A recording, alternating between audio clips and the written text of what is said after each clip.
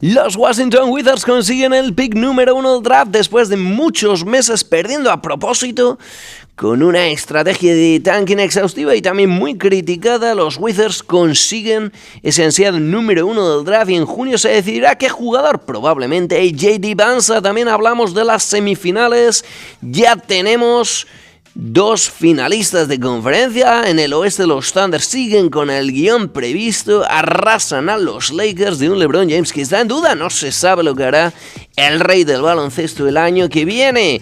En el este los Knicks hacen lo mismo con los Philadelphia 76ers, ni se les esperaba, yo sí les esperaba bastante decepción de Filadelfia en una eliminatoria donde los Knicks no dio opción ninguna. En la MLB, en béisbol, hablo de los Washington Nationals. Llega la 20ª victoria, una victoria importantísima en Cincinnati contra los Reds, y también te hablo de su próximo rival, los Orioles de Baltimore, con un inicio no del todo bueno, bastante dubitativo, después de una serie contra los Yankees que nos está dando mucho para analizar. Esto es de Deportes Upper Deck y este es el episodio 53.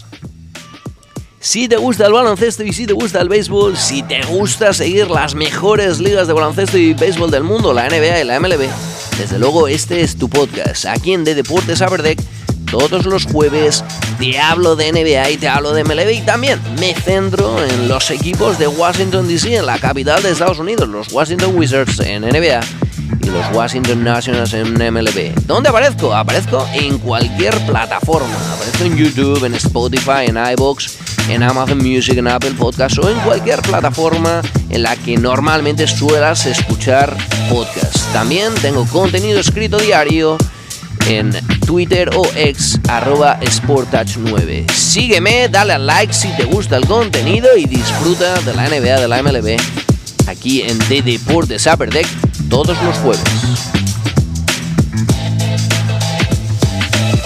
Y comienza el episodio 53 aquí en The Deportes Upper Deck, hablando de baloncesto. Por fin, antes de hablar de los playoffs, tengo que decir que por fin los Washington Wizards, después de muchos años, después de muchas penurias, después de un año sumamente complicado y sumamente feo, con muchos altibajos, pero muchos más bajos que altis, desde luego, con sensaciones muy negativas después de haber tomado una decisión muy clara, que fue la del tanking, la de decidir perder cuantos más partidos mejor para poder tener muchas posibilidades o más posibilidades que el resto de los equipos para conseguir ese ansiado número 1 del draft. Bueno, pues partían con menos de un 15% de posibilidades para tenerlo, y por fin la suerte, la lotería del draft le dio cara al conjunto de la capital de Estados Unidos. Los Washington Wizards se llevan el pick número 1 este domingo 10 de mayo. Fue esa lotería. John Wall, probablemente el mejor jugador de los Washington Wizards en este siglo XXI, y algunos dicen que en la historia de la franquicia, era el representante de los Wizards en el evento, y por fin la lotería le dio la cara a los Washington Wizards y consiguieron el pick número 1. ¿Y esto qué significa? Pues esto significa que los Wizards probablemente van a elegir a un jugador que viene de BYU, de esta universidad de Utah. Una universidad potente, una universidad que ha hecho inversión en los últimos años y ha tenido en este año su único año en college. No olvidemos que ha sido un freshman. A.J. Banza, procedente de Boston, un jugador explosivo, un jugador hipercompleto, un jugador muy anotador, muy versátil, con números espectaculares, sinceramente, para ser su primer y único año en college. 25,5 puntos de media, 6,8 rebotes, 51% de tiros de campo. La verdad que es una amenaza, uno de los mejores jugadores de las últimas jornadas. Algunos dicen, que se puede parecer incluso a Jason Tatum, Paul George, incluso LeBron James. Le sacan muchos parecidos a este bicho. Es verdad que en este año con BYU no ha tenido un gran año. Cayeron a la primera de turno contra Texas. Quedaron con un récord de 23 victorias, 12 derrotas en la temporada regular. Se clasificaron para los playoffs y en primera ronda cayeron a la primera de turno, ya digo, contra la Universidad de Texas, que había tenido peor récord, que iba en el puesto 11º, BYU en el 6º, se enfrentaron y perdieron 79-71, pero echando un vistazo, por ejemplo, a este partido donde cayeron, pues ahí estaba AJ Dybantsa con unas estadísticas para nada, sinceramente, para nada malas, teniendo 35 puntos en este partido, 35 puntos, 10 rebotes, 11 de 25 en tiros de campo, solo un triple de 7, pero bueno, lo que vengo a decir es que si finalmente los Washington Wizards eligen a AJ Dybantsa, se van a encontrar con un jugador hiperversátil, un jugador con un 6'9", un jugador muy grande, un jugador muy fuerte, un jugador que tiene que mejorar cosas, evidentemente, tiene que limpiar el salto, tiene que mejorar en defensa, tiene que cometer menos errores, ha mejorado bastante en cuanto al pase, pero tiene que ser un mejor pasador. Pero es un jugador que puede actuar en cualquier posición, es un jugador que domina, es un jugador que transiciona como nadie, que es súper agresivo a canasta, que también tiene muy buen tiro de 3. Creo que es uno de los jugadores más ilusionantes que van a pasar por los Washington Wizards si finalmente le eligen, porque ya se van escuchando muchas cosas, incluso se van escuchando cosas como que igual, después de elegirle, le traspasan directamente para poder mejorar el nivel competitivo de la plantilla. Pero no olvidemos que si finalmente se quedan con él, que va a ser prácticamente seguro, pero veremos a ver, hasta que no ocurra, hasta que no venga el draft de junio, hasta que no se le elija y se sepa exactamente bien lo que se va a hacer, yo creo que le mantendrán, yo creo que primero le elegirán a AJ Dybantsa y luego le desarrollarán, porque una cara así, la verdad que los Washington Wizards no han tenido. Si eso ocurre, esto va a hacer que hombres como Trae Young seguro y seguramente como Anthony Davis se queden porque van a ver que los Wizards se traen una cosa muy bonita entre manos, y es que después de muchos años podrán tener un equipo, creo, bastante competitivo, con Trae Young, con Anthony Davis, con Alex Sarr, con AJ Dybantsa, con Keyshawn Judge, con Trey Johnson. Recordemos que el número 6 del draft del año pasado, y tantos otros, Will Riley y tantos otros, creo que van a tener 7, 8, 9 jugadores de un nivel bastante alto, de un nivel competitivo bastante importante. Bilal Coulibaly, no se me puede olvidar, el defensa francés. Y creo que esto es lo que iba esperando a la franquicia. Desde luego ayer hubo fiesta grande seguro en las oficinas del Capital One Arena, porque después de un año durísimo, después de un año de muchas derrotas, después de un año de una ideología, una metodología para perder, una constante, un acoso y derribo para perder, cuanto más partidos mejor, cosa que hace mucho daño a la franquicia. Pusieron todas las cartas en esta lotería del día de mayo y al final dio cara. Los Washington Wizards se llevan un número 1 que casi con toda seguridad será AJ Dybantsa. Veremos a ver, esto no ocurrirá hasta junio, pero por ahora los Wizards han conseguido tener suerte. Después de muchos años se llevan el número 1 desde el 2010, que no tuvieron el número 1, donde eligieron a John Wall, que luego sería uno de los mejores jugadores de la historia de la franquicia. Me alegro por los Washington Wizards, por fin la suerte le sonríe al equipo de la capital. Y después de hablar del futuro cercano de la franquicia de la capital de Estados Unidos, después de hablar de los Washington Wizards, tenemos que hablar evidentemente del momento en el que estamos ahora mismo de temporada. Estamos en los playoffs, ya tenemos 2 finalistas, tenemos un finalista seguro en la conferencia oeste y tenemos un finalista seguro en la conferencia este.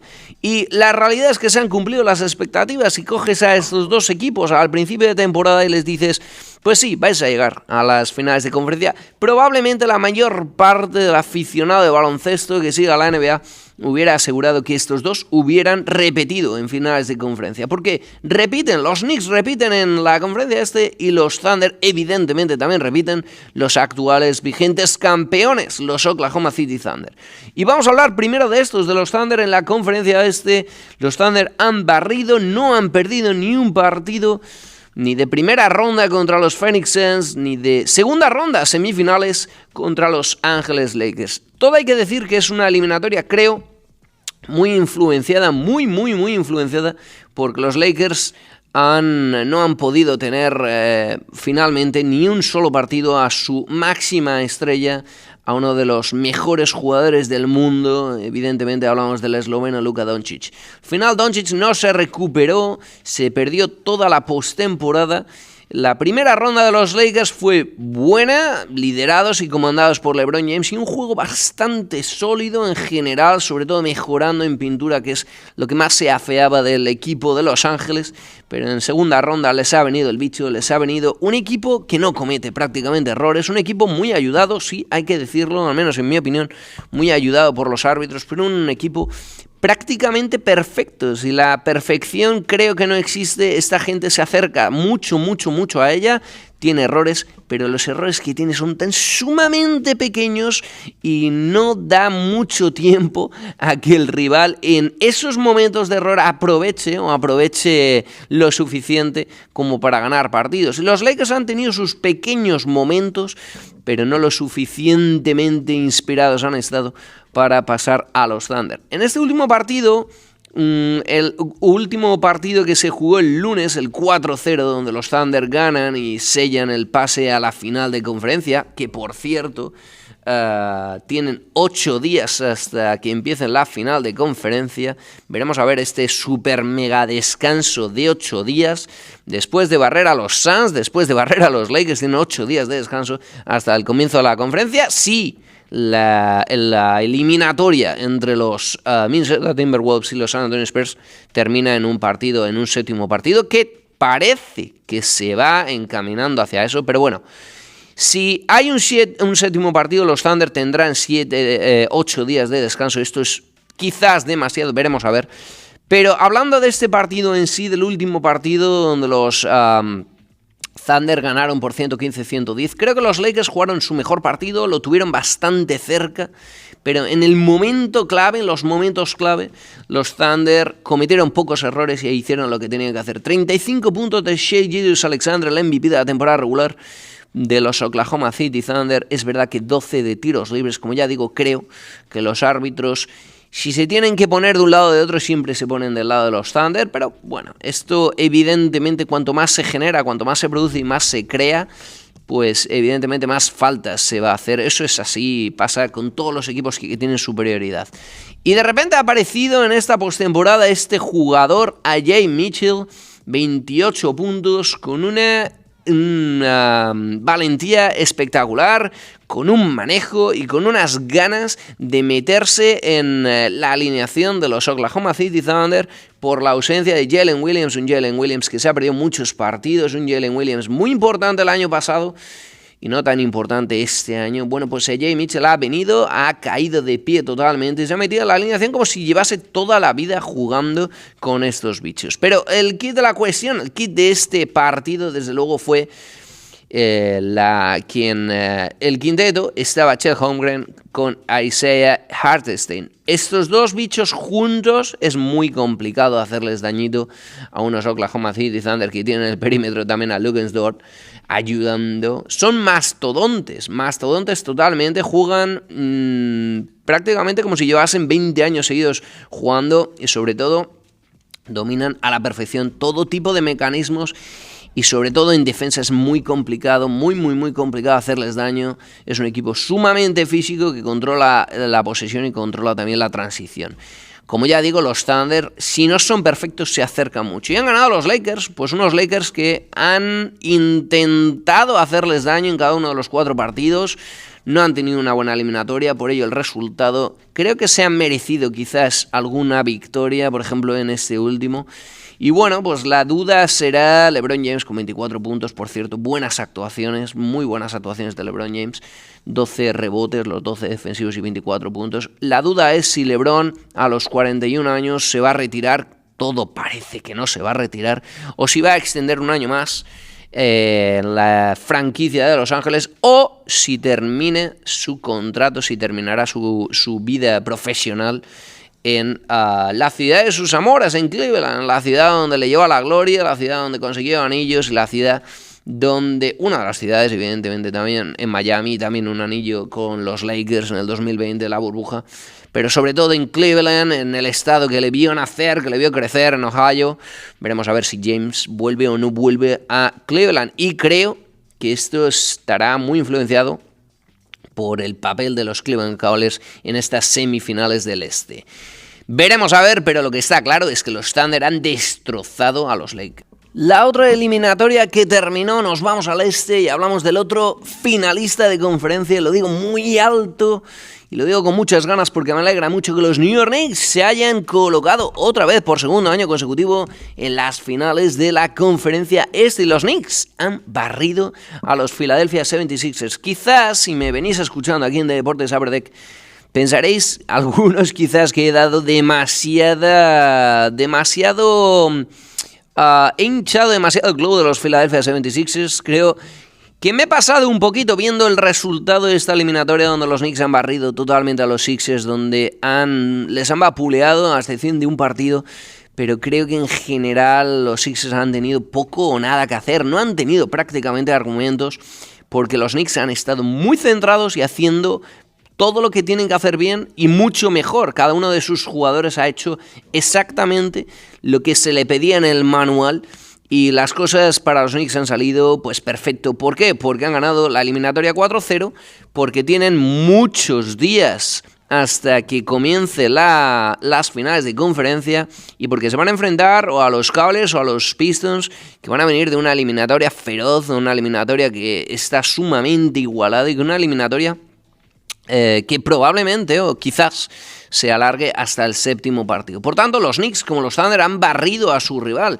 En el último partido, el domingo, donde los Sixers querían al menos dar una victoria a su afición, pues nada más lejos de la realidad. 144-114 con récord, igualando el récord de triples en un partido de postemporada. Los Knicks, que engancharon la friolera de 25 triples, 25 de 48, con un 56% de acierto en triples, contrastando mucho con los solo 8 anotados de los Philadelphia 76ers, bajando hasta el 22,9 en triples, en un juego moderno, en un juego en el que los triples tienen tantísima importancia. Puntos positivos de esta temporada, los Sixers creo que han competido bastante bien con Joel Embiid, muy bien con Joel Embiid. Creo que cuando Embiid ha estado bien, ha hecho las cosas bien, han tenido un equipo muy competitivo. Creo que tienen a dos jugadores fantásticos que no tienen techo, Tyrese Maxey y VJ Edgecombe, que para ser rookie ha roto todos los moldes y creo que es un jugador sumamente explosivo que con Tyrese Maxey va a poder hacer maravillas, pero creo que tienen que cuidar ciertas cosas. Me gusta mucho también a Adem Bona por ciertos minutos, los pocos minutos que va jugando, me gusta mucho, 7 puntitos en apenas 9 minutos 58 segundos estoy viendo. Me gusta mucho a Adem Bona, pero creo que, por ejemplo, Paul George, con el mega contrato que tiene, ya le va llegando la hora al veterano, jugador con una calidad excelente, pero le va llegando la hora. Apenas 7 puntos en 26 minutos, un rebote, 2 asistencias, muy pobres los números de Paul George. Y creo que el conjunto de Filadelfia tiene un proyecto bonito, pero tiene que ir cuidando cosas, deshaciéndose de jugadores que deberían de aportar más. Veremos a ver Quentin Grimes o no. Creo que también un jugador que puede aportar mucho. Pero creo que los Sixers tienen algo bonito porque tienen a dos jugones absolutos como son Tyrese Maxey y VJ Edgecombe, a una superestrella como es Joel Embiid, pero tienen que mejorar. En esta serie, desde luego, se han quedado muy atrás los Knicks, liderados, comandados por Jalen Brunson, 22 puntos en este último partido, 6 de 10, por cierto, en triples, 60% de anotación en triples Jalen Brunson, que si bien es verdad, otros partidos no está del todo acertado en este último, y en esta serie ha hecho lo que tenía que hacer. Los Knicks se han pasado el rodillo y han destrozado a Filadelfia, además en su casa. Y ahora hablamos de las series que todavía están abiertas. Las series, una de ellas que está empatada. Ahora cuando se graba esta parte del episodio miércoles, todavía no se ha jugado el quinto partido del Cavaliers Pistons. Nos vamos a Detroit y después de ganar el Cleveland Cavaliers sus 2 partidos en casa, como nos acostumbran, pues se tienen que ir fuera, se tienen que ir a Detroit, a una cancha muy difícil, a una cancha prácticamente inexpugnable, y Cleveland tiene que hacer lo que no ha hecho todavía en estos playoffs, ganar un partido a domicilio. Vamos a ver si se estrenan o vamos a ver si los Detroit Pistons cierran y ganan. Para ello, desde luego tendrán que mejorar el número de pérdidas, que está siendo muy alto, 16% de pérdidas en esta postemporada, 12% a la temporada regular, que ya era alto. Kate Cunningham, un jugador formidable, la brújula absoluta de Detroit, está haciendo buenos partidos, pero no demasiado o no al nivel que se le espera en unas semifinales de conferencia, sobre todo cuando la defensa de Cleveland aprieta las tuercas, cierra y mejora en todas sus líneas. Cleveland Cavaliers en este último partido, en el cuarto, ganaron bien, sobre todo en una segunda parte formidable de Donovan Mitchell, con creo que 29 puntos, una absoluta barbaridad en un enfrentamiento que está sumamente igualado, en un enfrentamiento en el que cualquiera que destaque es el que se va a llevar el partido. Creo que en los Pistons no destaca nadie, o al menos no me da esa sensación que tengan ese tipo de jugador que pueden marcar tanto el ritmo. Por tanto, yo creo sí que pueden marcar el ritmo, pero que puedan desequilibrar. Y los Cavaliers evidentemente tienen a Donovan Mitchell y tienen a James Harden, dos jugadores que han hecho muy buen partido este último cuarto partido, pero no me dan tampoco ningún tipo de confianza. Yo creo que está muy igualado. Le daría un poquito más de ventaja a los Cavaliers por el hecho, como ya digo, de tener estos dos jugones que son totalmente desequilibrantes y tienen el día. Pero por otro lado también Pistons tiene un partido más en casa, jugará de esta noche, miércoles, y luego nos vamos a Cleveland y luego otra vez a Detroit. Por tanto, veremos. Creo que el miércoles por la noche se decide mucho. Si gana Detroit, lo tendrá fácil, no desde luego, pero lo tendrá bastante en bandeja. Y desde luego si gana Cleveland, luego la serie vuela a Cleveland y es muy complicado ganar a Cleveland en casa, no han perdido ni un partido. Veremos a ver cómo se desarrolla este final de serie Cleveland Cavaliers Detroit Pistons. Y la otra serie que nos queda, volvemos al oeste, los Minnesota Timberwolves contra los San Antonio Spurs. La verdad que es una serie que está viendo muchas cosas muy interesantes, pero creo que hay un equipo que tiene muchos recursos y hay otro equipo que no tiene tantos recursos. Y me da la sensación, es una especie de recordar a los Minnesota Timberwolves jugando contra los Oklahoma City Thunder el año pasado. Los Wolves tienen recursos, tienen un gran equipo, me gusta mucho el bloque que tienen jugadores tienen un equipo muy equilibrado, pero creo que no les llega contra los San Antonio Spurs, que es un equipo hiper mega talentoso. Creo sinceramente que incluso más talentoso que los Oklahoma City Thunder, siendo los Thunder mejores y un bloque pues superior en todas las líneas, porque son, sobre todo como equipo, creo que es un equipo mucho más formado, mucho más construido en base a la unión, al equipo, con un entrenador con más experiencia, no mucha más, pero con un entrenador más experiencia, y creo que con jugadores más hechos. Pero creo que los Spurs es el bloque más talentoso, tienen un alienígena que es Victor Wembanyama. En el último partido 27 puntos, 17 rebotes, 15 de ellos defensivos. Poco se puede hacer cuando Wembanyama tiene 77,8 en tiros de campo, 40% en triples y, como ya digo, 27 puntos. 24 de valor positivo cuando él estaba en cancha en 32 minutos. Esa es la realidad. Los Spurs son muy buenos, hacen las cosas muy bien y tienen a un jugador que es superior a cualquier otro, tanto fuera como dentro de la pintura. En el perímetro también sabe lo que hace. Y es uno de estos jugadores que ocurren muy pocas veces. Esa es la realidad. En el otro lado están los Wolves. Los Wolves ya se sabe que tienen a Anthony Edwards, que está lesionado, sigue lesionado. Está con las rodillas bastante fastidiadas. Y creo que los Wolves, lo dije desde el principio, ya se sabe, dependen muchísimo de Anthony Edwards. No está teniendo malos partidos, pero está teniendo rachas. Y lo que necesitan los Wolves es esa estabilidad, un continuo, un constante. Y también que pasen cosas como por ejemplo el codazo de Wembanyama en el cuarto partido que hizo que le expulsaran, que por cierto hizo que le expulsaran, pero no le han dejado jugar el quinto partido, también muy criticado, muy puesto en entredicho esta valoración, esta decisión de la NBA de no suspenderle un partido más, porque la verdad que fue bastante feo ese codazo a Naz Reid. Pero bueno, a la vista está, le echaron del partido, perdió a los Spurs, ganaron los Wolves, aprovecharon ese cuarto partido los Wolves prácticamente sin Wembanyama en todo el partido. Y en el quinto volvió Wembanyama, hizo lo que tenía que hacer. Los Wolves le picaron, le pusieron pequeñas trampitas, pero Wembanyama es un jugador sumamente inteligente, cometió un error como cometen todos los jugadores en algún momento, no pasa nada.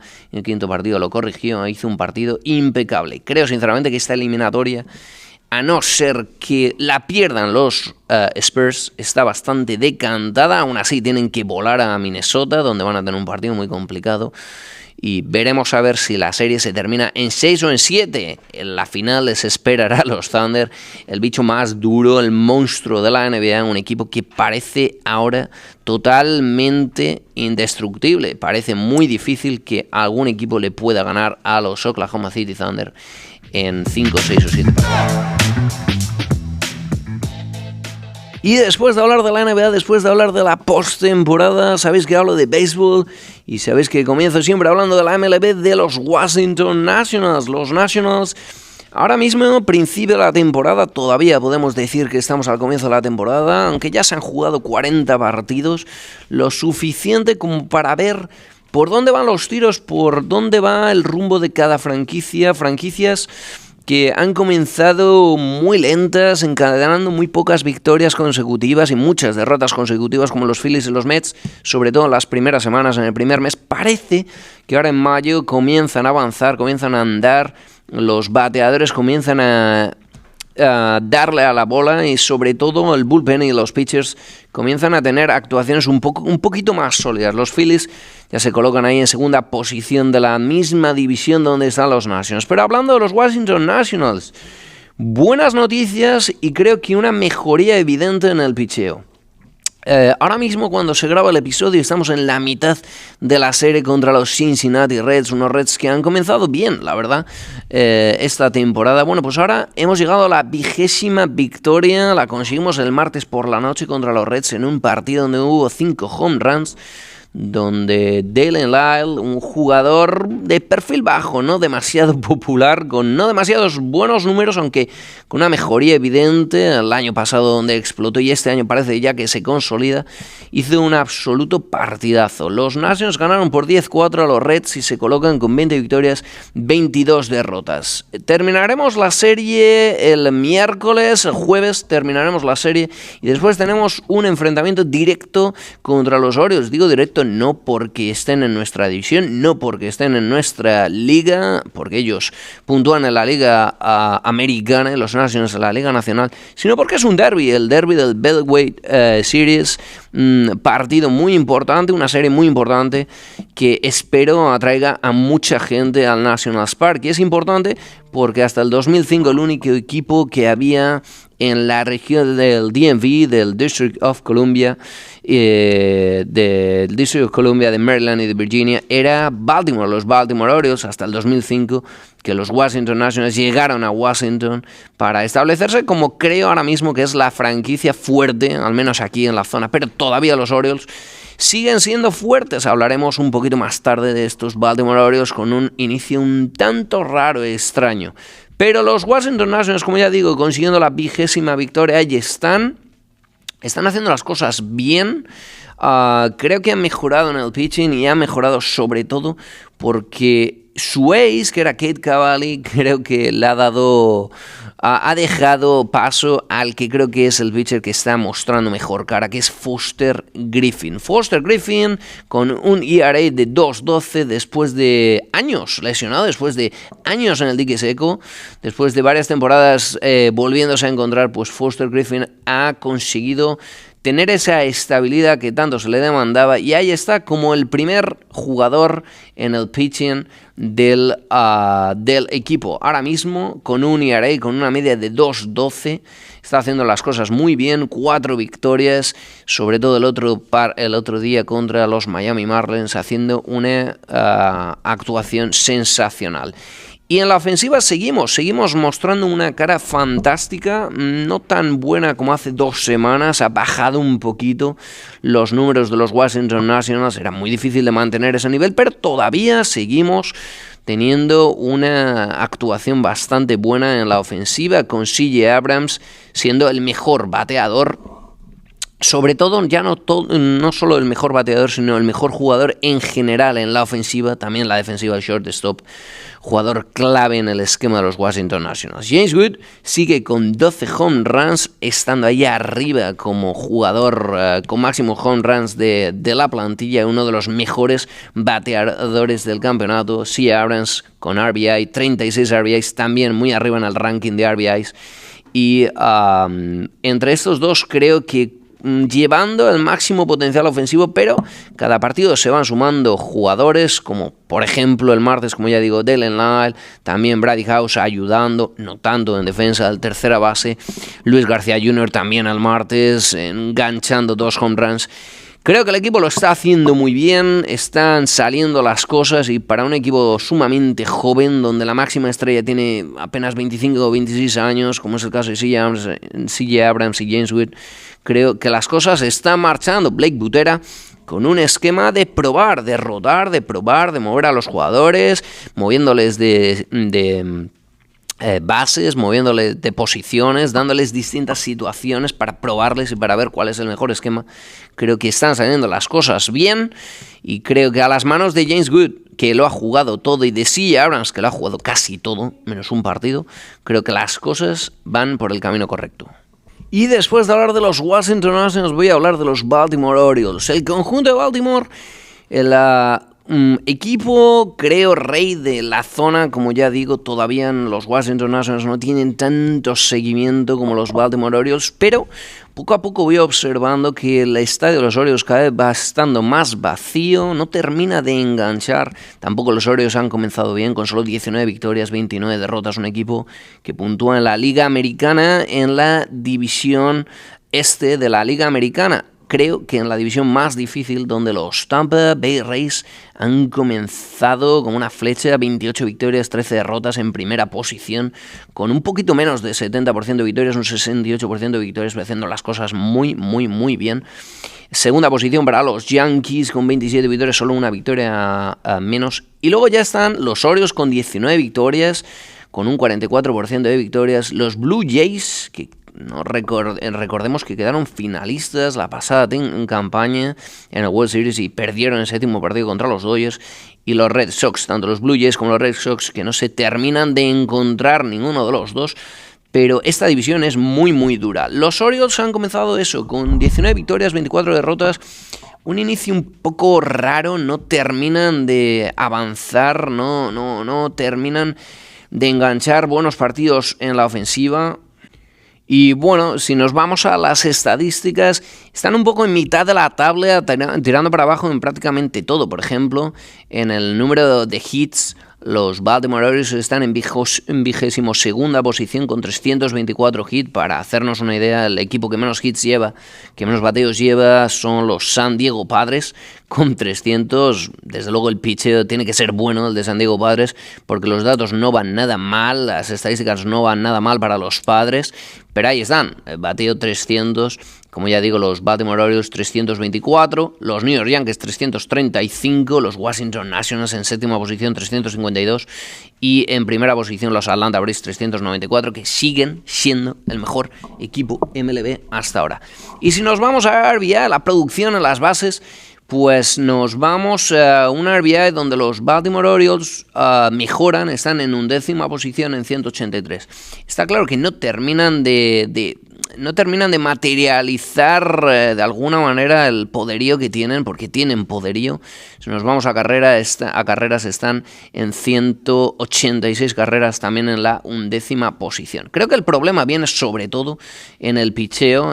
Si nos vamos a ERA, los Baltimore Orioles están abajo en la tabla, en 27ª posición, con un ERA bastante alto, una media de picheo bastante alta, 4.71, justo por encima de los Washington Nationals, 4.77, dos de los peores picheos que tenemos en la MLB.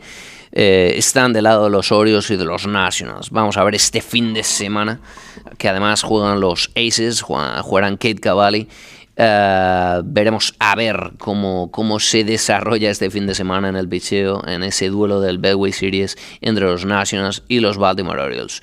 Comienzo lento de los Orioles, ahora mismo en una serie contra los Yankees que va 1-1, terminará este miércoles con el partido contra los New York Yankees, un partido seguro, muy interesante después de una victoria de los Orioles el lunes y de una derrota de los Orioles contra los Yankees el martes. Y para terminar, hablo del otro rival, como ya digo, de los Orioles, hablo de los New York Yankees, siempre me apetece comentar algo de los Yankees, me gusta verles. Y los Yankees han comenzado fuertes, pero han comenzado con errores. La Liga Americana, que es donde puntúan los New York Yankees, donde puntúan los Baltimore Orioles, claramente está por detrás de la Liga Nacional, cuesta mucho llegar a la wild card, al comodín, a los puestos de comodín en la Liga Nacional. Y en la Liga Americana no cuesta tanto, los New York Yankees que ahí están con el segundo mejor récord, con 27 victorias y 16 derrotas, segundos en la división, por detrás de los Tampa Bay Rays. Pues los Yankees ahí están, con un 62% de victorias, con 14 victorias en casa, solo 6 derrotas, haciendo las cosas bien, produciendo bastante, pero creo que todavía por debajo de lo que se les pide a un equipo de la categoría de los New York Yankees. Si nos vamos, por ejemplo, a carreras, los datos de los Yankees, ahí están bien, en 223 carreras en tercera posición. Si nos vamos al bateo efectivo, si nos vamos a los hits, 16ª posición, 335. Esto significa que más de un home run ha caído, evidentemente, por el juez Aaron Judge, que sigue mostrando un nivel excelso, jugador fantástico, de temporada regular sobre todo. Ahí están los Yankees en primera posición en home runs, 66 home runs. No sé cuántos lleva Aaron Judge, pero desde luego llevará unos cuantos. Creo que los Yankees están haciendo las cosas bien, pero no se tienen para nada, se tienen que relajar en el pitcheo. Están en segunda posición, 3-12, solo por detrás de los Atlanta Braves, con la segunda mejor media de la MLB, haciendo las cosas bastante bien también en el pitcheo por la multitud de pitchers de altísimo nivel que tienen los Yankees. En victorias, 27 victorias, 16 derrotas.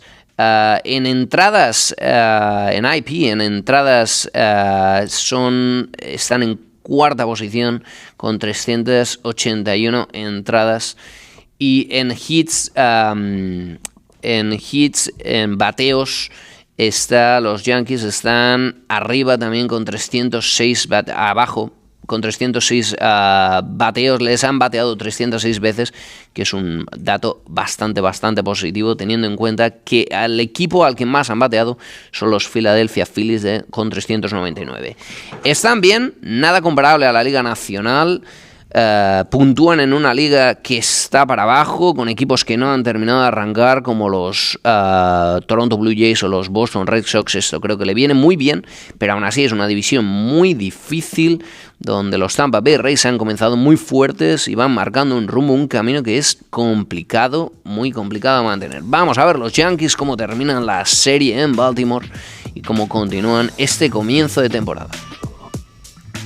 Si te gusta el baloncesto y si te gusta el béisbol, si te gusta seguir las mejores ligas de baloncesto y béisbol del mundo, la NBA y la MLB, desde luego este es tu podcast. Aquí en De Deportes Upper Deck, todos los jueves te hablo de NBA y te hablo de MLB, y también me centro en los equipos de Washington DC, en la capital de Estados Unidos, los Washington Wizards en NBA y los Washington Nationals en MLB. ¿Dónde aparezco? Aparezco en cualquier plataforma. Aparezco en YouTube, en Spotify, en iVoox, en Amazon Music, en Apple Podcasts o en cualquier plataforma en la que normalmente suelas escuchar podcasts. También tengo contenido escrito diario en Twitter o ex @sporttouch9. Sígueme, dale al like si te gusta el contenido y disfruta de la NBA, de la MLB, aquí en De Deportes Upper Deck, todos los jueves.